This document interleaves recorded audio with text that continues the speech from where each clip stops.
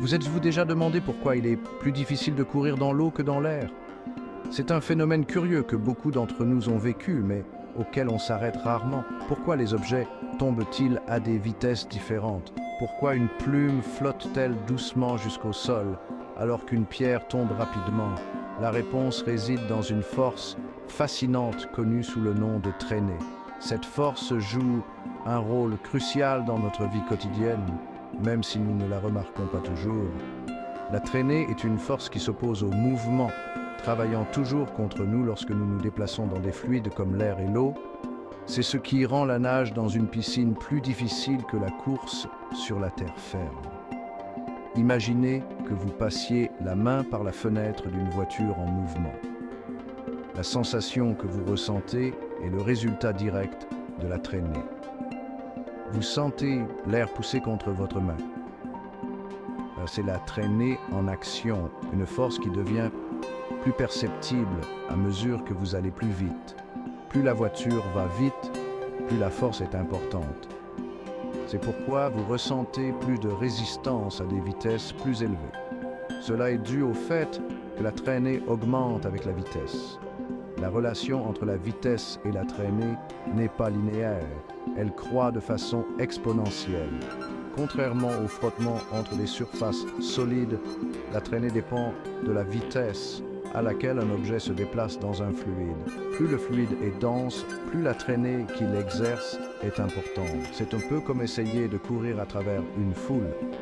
Plus il y a de gens, plus il est difficile de se déplacer rapidement. Plus vous allez vite, plus vous rencontrez de résistance. C'est pourquoi les athlètes s'entraînent à minimiser la traînée et à améliorer leur performance.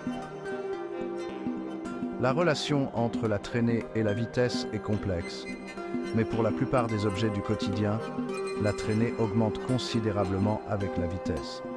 Les ingénieurs étudient ce phénomène pour concevoir des véhicules plus efficaces. C'est pourquoi la aérodynamique est si importante dans la conception des voitures et des avions rapides. En réduisant la traînée, ces véhicules peuvent se déplacer plus rapidement et plus efficacement, économisant ainsi de l'énergie et améliorant leur performance. La traînée est une force fondamentale dans notre univers, toujours présente lorsque des objets se déplacent dans des fluides. C'est la raison pour laquelle les gouttes de pluie tombent à un rythme relativement lent et régulier, bien qu'elles soient attirées vers le bas par la gravité. La forme, la taille et la vitesse d'un objet jouent un rôle dans la quantité de traînée qu'il subit. Un objet plat et large subira plus de traînée qu'un objet petit et profilé se déplaçant à la même vitesse. Le type de fluide compte également. Il est beaucoup plus difficile de se déplacer dans le miel que dans l'eau car le miel est plus visqueux. La viscosité est une mesure de la résistance d'un fluide à l'écoulement.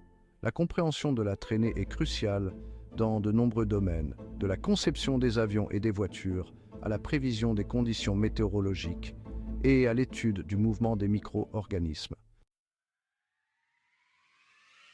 Dans le monde de la vitesse, chaque fraction de seconde compte. Que ce soit sur la piste, dans la piscine ou sur la route, minimiser la traînée peut faire la différence entre la victoire et la défaite. Les athlètes et les ingénieurs sont constamment à la recherche de moyens de réduire la traînée et de gagner un avantage concurrentiel. Cette quête implique une planification méticuleuse, une technologie de pointe et un entraînement acharné.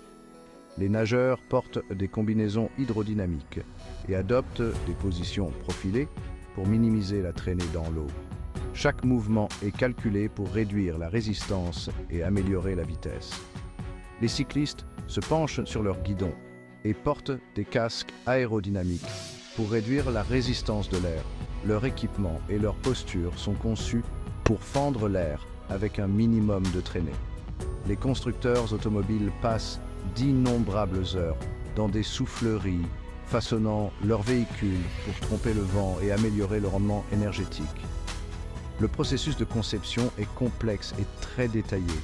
Les lignes douces et fluides d'une voiture de sport ne sont pas seulement esthétiques, elles ont pour but essentiel de réduire la traînée. Chaque courbe et chaque contour sont conçus pour des performances optimales. des alvéoles, d'une balle de golf aux ailes d'un avion. Les principes de réduction de la traînée sont omniprésents dans la conception et l'ingénierie. Ces innovations sont cruciales pour atteindre des vitesses plus élevées et une meilleure efficacité. En comprenant et en manipulant cette force, nous pouvons réaliser des prouesses incroyables en termes de vitesse et d'efficacité. La quête de la minimisation de la traînée témoigne de l'ingéniosité humaine et de la recherche incessante de l'excellence. Imaginez que vous sautiez d'un avion. En tombant, la gravité vous attire vers le bas et vous accélérez rapidement. Mais une autre force entre en jeu, la résistance de l'air. À mesure que votre vitesse augmente, la force de traînée qui s'exerce sur vous augmente également. Finalement, la force de traînée est égale à la force de gravité. À ce stade, vous cessez d'accélérer et atteignez une vitesse constante appelée vitesse terminale. La vitesse terminale est la vitesse maximale qu'un objet peut atteindre en tombant dans un fluide. C'est un équilibre délicat entre l'attraction de la gravité et la force de résistance du fluide. Le concept de vitesse terminale explique pourquoi les gouttes de pluie ne heurtent pas le sol avec la force de balle et pourquoi les parachutistes peuvent sauter d'avion et atterrir en toute sécurité avec des parachutes. Cinquième section, les petites choses comptent. La loi de Stokes et ses applications. Alors que la vitesse terminale régit la chute des objets plus grands, une loi différente entre en jeu pour les particules minuscules comme la poussière, le pollen et les micro-organismes. On parle alors de la loi de Stokes. La loi de Stokes décrit la force de traînée agissant sur de petits objets sphériques se déplaçant lentement dans un fluide. Cette force est directement proportionnelle au rayon de l'objet, à la viscosité du fluide et à la vitesse de l'objet. La loi de Stokes nous aide à comprendre pourquoi la poussière se dépose lentement, pourquoi les nuages flottent et comment les micro-organismes se déplacent dans leurs environnements fluides. C'est un rappel que même les plus petites forces peuvent avoir un impact significatif sur le monde qui nous entoure. Sixième section, façonné par le courant, l'impact de la traînée sur l'évolution.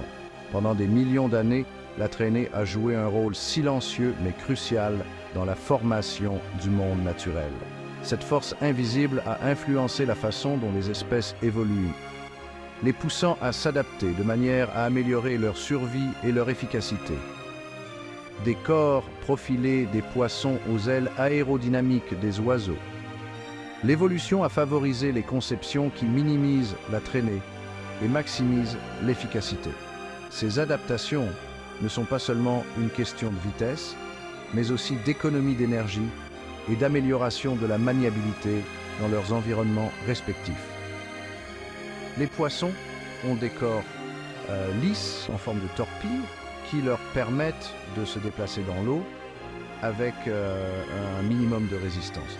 Cette forme réduit l'énergie dont ils ont besoin pour nager, ce qui leur permet de parcourir de longues distances et d'échapper plus efficacement aux prédateurs.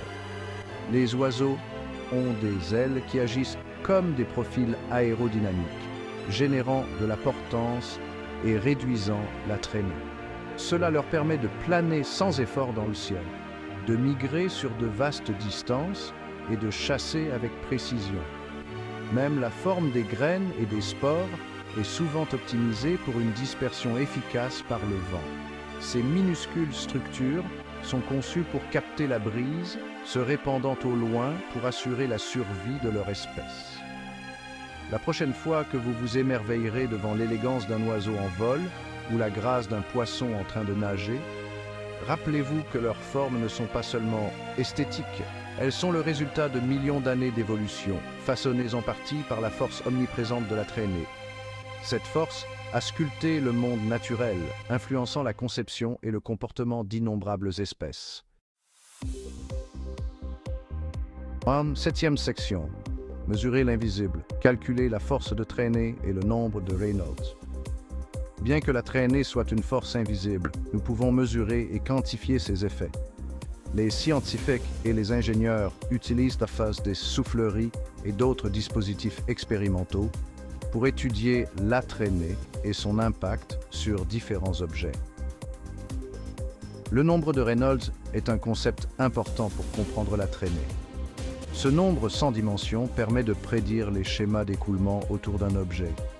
Il prend en compte la taille et la vitesse de l'objet, ainsi que la densité et la viscosité du fluide. En calculant le nombre de Reynolds pour un objet et un fluide donné, les ingénieurs peuvent prédire si l'écoulement sera régulier ou turbulent, ce qui influe sur l'importance de la traînée. C'est un élément crucial dans la conception de tous les objets, des avions au pipeline. 8e section. Au-delà du simple frottement. Les forces de résistance dépendant de la vitesse. Si l'on a tendance à considérer le frottement comme une force constante, la réalité est plus nuancée, surtout lorsqu'il s'agit de fluides. Dans de nombreux cas, la force de résistance agissant sur un objet se déplaçant dans un fluide dépend de sa vitesse. Imaginez un bateau à moteur filant à toute allure sur un lac. Lorsque le moteur est coupé, le bateau ne s'arrête pas immédiatement. Au lieu de cela, il ralentit progressivement en raison de la résistance de l'eau. Cette résistance n'est pas constante, mais augmente avec la vitesse du bateau. Cette force de résistance dépendante de la vitesse est un phénomène courant en dynamique des fluides. 9e section. Quand les moteurs se taisent, les forces de résistance en action. Le concept de force de résistance dépendant de la vitesse explique pourquoi les objets ne continuent pas simplement à accélérer indéfiniment lorsqu'une force est appliquée. Au fur et à mesure que la vitesse d'un objet augmente, la force de résistance qui s'y oppose augmente également. Prenons l'exemple d'une plume qui tombe dans l'air. Au départ, la gravité l'attire vers le bas et elle accélère. Cependant, à mesure que sa vitesse augmente, la résistance de l'air augmente également. Finalement, la résistance de l'air est égale à la force de gravité et la plume atteint une vitesse constante, sa vitesse terminale. Cet équilibre entre les forces motrices et les forces de résistance est présent partout dans la nature. C'est la raison pour laquelle les gouttes de pluie ne tombent pas à des vitesses vertigineuses et pourquoi les voitures finissent par s'arrêter même lorsque les freins ne sont pas actionnés. 10e section. La force de traînée, une compagne constante dans notre monde. Dès notre naissance, nous vivons dans un monde régi par la traînée. C'est la force qui rend la course contre le vent plus difficile, la raison pour laquelle les drapeaux flottent au vent et la raison pour laquelle les avions ont besoin de moteurs puissants pour rester en l'air. La traînée nous rappelle constamment que le mouvement n'est jamais totalement libre. Il y a toujours un prix à payer, une résistance à surmonter. Mais c'est aussi une force que nous avons appris à exploiter et à manipuler, l'utilisant à notre avantage de multiples façons. Comprendre la traînée nous permet de concevoir des véhicules plus efficaces, de prédire le mouvement des fluides et d'apprécier la danse complexe entre les objets et les fluides dans lesquels ils se déplacent. 11e section. Conclusion. La main invisible qui façonne notre monde physique. La force de traînée, souvent invisible et sous-estimée, est un acteur fondamental du théâtre de notre monde physique. C'est la main invisible qui résiste au mouvement, façonne l'évolution et influence la conception de tout, des avions aux micro-organismes. En comprenant la traînée, nous acquérons une appréciation plus profonde de la complexité et de l'élégance du monde naturel. Nous voyons le délicat équilibre des forces qui régissent le mouvement des objets, des plus petites particules aux plus grands corps célestes. Alors que nous continuons à explorer l'univers et à repousser les limites de la science et de l'ingénierie, notre compréhension de la traînée conduira sans aucun doute à de nouvelles découvertes et innovations. C'est une force qui continuera à façonner notre monde pendant des millénaires.